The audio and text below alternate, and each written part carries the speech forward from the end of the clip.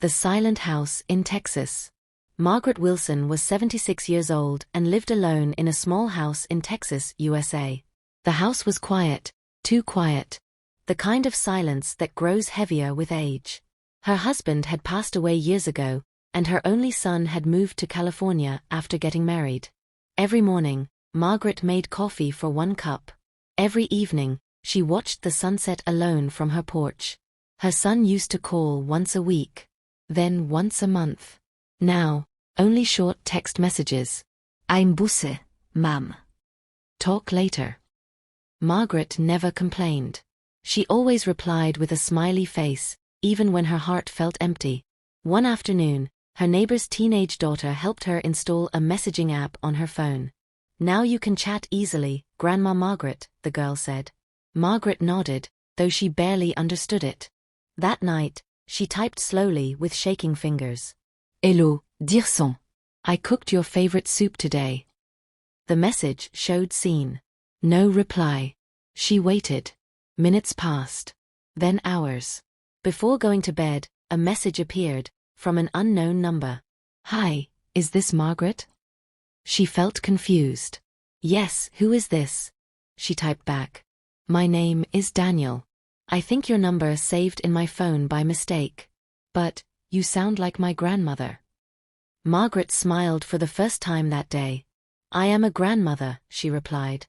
She didn't know that this accidental chat would become the most important connection of her final days. Outside, the Texas night grew colder. Inside, Margaret held her phone close to her chest. As if it were a heartbeat she had been missing.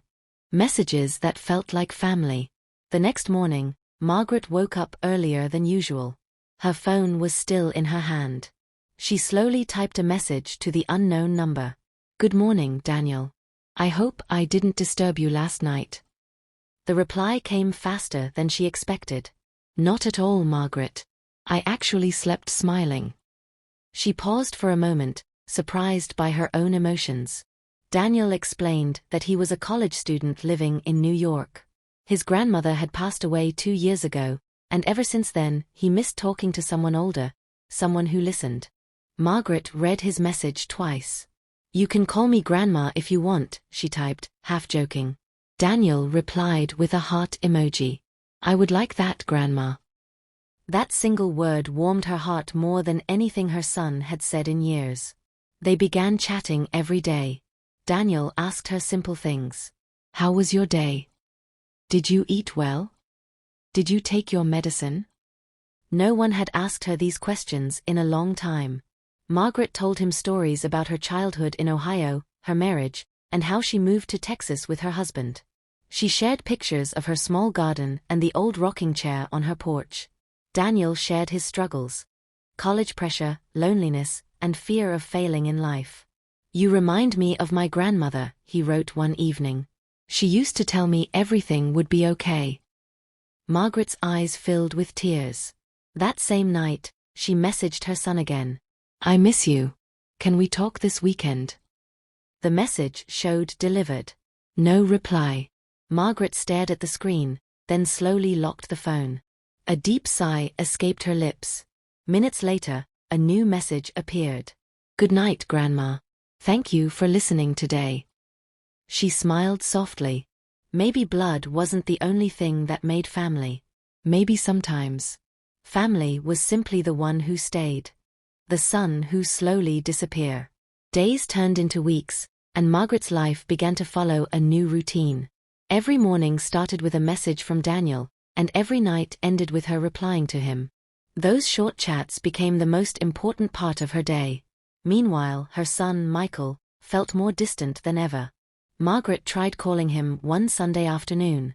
The phone rang several times before going to voicemail. She left a soft message. "Hi, sweetheart, I just wanted to hear your voice. Call me when you're free." Hours passed. The sun went down. Her phone remained silent. That evening, Daniel noticed her late reply. "Everything okay, Grandma?" he texted. She hesitated, then typed, "Yes, just tired." But the truth was heavier. Margaret remembered when Michael was a little boy, how he used to sit on her lap and beg for bedtime stories. How he cried when she was late picking him up from school.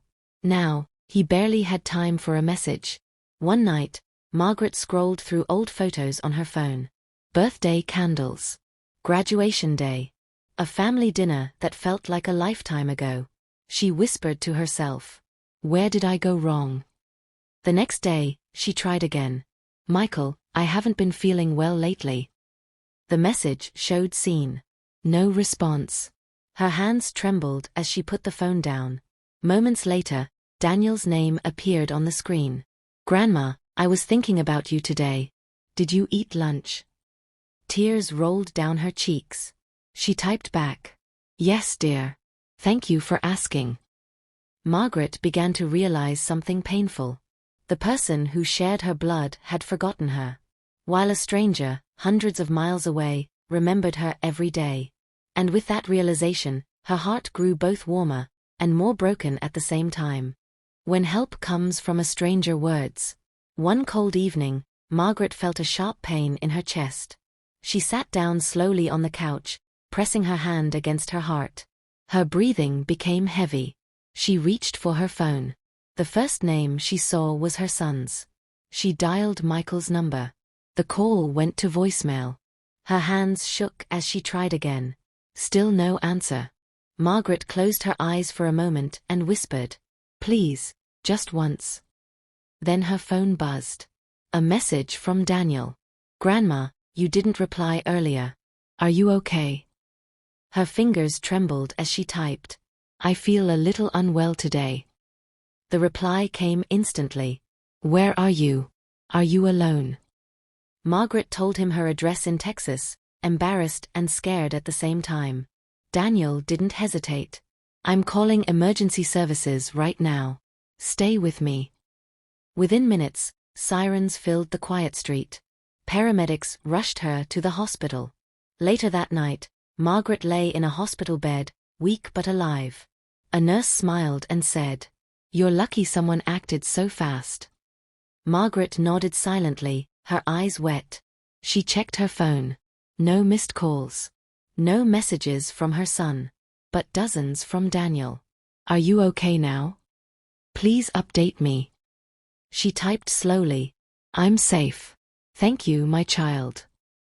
That night, Margaret realized a painful truth. Sometimes, the people we expect the least become the ones who save us. And sometimes, those we raised with love forget how to love back. Promises written on a screen. Margaret was discharged from the hospital 2 days later. The doctor advised rest, regular medication, and, most importantly, someone to stay with her. She smiled politely but said nothing. Back home, the house felt even quieter than before. The walls seemed to echo her footsteps. She sat in her old rocking chair and held her phone, staring at the screen. That evening, Daniel messaged her. "Grandma, did you reach home safely?" She replied, "Yes, dear. Thank you for saving my life." Daniel paused before responding. "I wish I lived closer. You shouldn't be alone." Margaret read the message slowly. A lump formed in her throat. "I have lived alone for a long time," she typed. "You get used to it." But that wasn't entirely true. She decided to try one more time with her son. "Michael, I was hospitalized. I'm home now. I really need you." The message showed seen. Minutes passed. Then a reply finally came. "Sorry, Mom. Crazy week at work. I'll call later." Later never came. Margaret locked the phone and closed her eyes. That night, Daniel sent a voice note. "Grandma, you matter. Please don't forget that. I'll check on you every day, I promise." Tears rolled down her cheeks. No one had promised her anything in years. From that day on, Daniel became her routine. Morning check-ins. Evening conversations. Short voice notes filled with care. Margaret began cooking again. Small meals, just for herself. She watered her plants. She smiled more. Yet deep inside, a quiet fear grew. What if one day, even this light disappeared? She held her phone close and whispered, "Please God, don't let me be forgotten again." The message that was never replied. Winter arrived early that year in Texas. Cold winds passed through the small streets, and Margaret's house felt colder than ever. Her health was getting weaker, even though she followed the doctor's instructions carefully. One evening, Margaret sat near the window, watching the sky turn dark. Her phone lay on the table beside her. She typed a message to Daniel. "My dear child, I don't feel very strong today." She waited. Minutes passed, but there was no reply. Daniel was usually quick. Margaret didn't panic. She smiled softly and told herself, "He's probably busy." Later that night, she tried again, this time to her son. "Michael, I'm feeling very unwell tonight." The message showed delivered. No response. Margaret's hands trembled as she placed the phone down. She walked slowly to her bed and lay down, clutching a small blanket around her shoulders. Her breathing became shallow. She picked up the phone once more and typed one last message to Daniel. "Thank you for treating me like family." The screen showed sent. Outside, snow began to fall lightly. Margaret closed her eyes, listening to the quiet. Across the country, in New York, Daniel was stuck in an exam hall. His phone was turned off. Hours later, when he finally checked it, his heart dropped. He saw missed messages. He saw the final text. He tried calling. No answer. He tried again. Still nothing. Panic rushed through him. Back in Texas, Margaret's house remained silent. Her phone lay beside her, glowing faintly with unread messages. Some messages are sent too late. Some replies never come. And some goodbyes are written in silence. The last seen message. The next morning, Daniel finally reached Texas. He ran through the streets, his heart pounding. He reached Margaret's house, his hands shaking as he turned the key. The house was silent. The rocking chair by the window was empty. The small garden she loved so much was untouched in the cold morning frost. Daniel picked up her phone lying on the table. The last message was still open. "Thank you for treating me like family." He dropped to his knees, tears streaming down his face. "I'm so sorry, Grandma. I'm so late," he whispered, his voice breaking. Her son, Michael, finally arrived after a long drive from California. He stood frozen in the doorway, looking at the empty house, the rocking chair, and the phone. He saw the unread messages. He saw the proof of her illness. For the first time in years, he understood. The mother who gave everything, the woman who waited, hoped, and loved unconditionally, had been ignored.